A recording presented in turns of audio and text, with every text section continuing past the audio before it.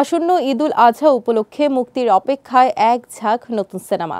সেই তালিকায় যুক্ত হতে যাচ্ছে অভিনেতা নীরব হোসেনের নতুন সিনেমা শিরোনাম।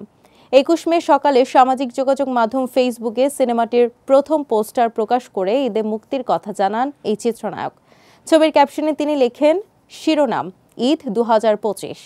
এদিকে গণমাধ্যমকে নীরব বলেন, নতুন গল্প নিয়ে আসছি, এখনও অনেক চমক বাকি আছে, সময় হলে সব জানানো হবে শিরোনামের টিম থেকে। চলচ্চিত্রটি নির্মাণ করছেন অনিক বিশ্বাস। তিনি জানান, ঈদেই মুক্তি পাচ্ছে শিরোনাম এবং সে অনুযায়ী দ্রুত গতিতে কাজ এগিয়ে চলেছে।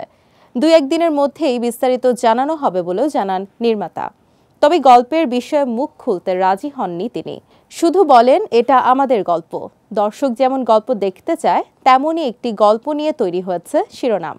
নায়ক নীরব ছাড়াও সিনেমাটিতে জনপ্রিয় এক ঝাঁক শিল্পী অভিনয় করেছেন বলে জানিয়েছেন পরিচালক, যদিও এখনই বিস্তারিত প্রকাশ করতে চাননি। চলচ্চিত্রটির চিত্রগ্রহণে ছিলেন বাংলাদেশের সাইফুল শাহীন ও ভারতের ভেঙ্কটেশ গঙ্গাধারী।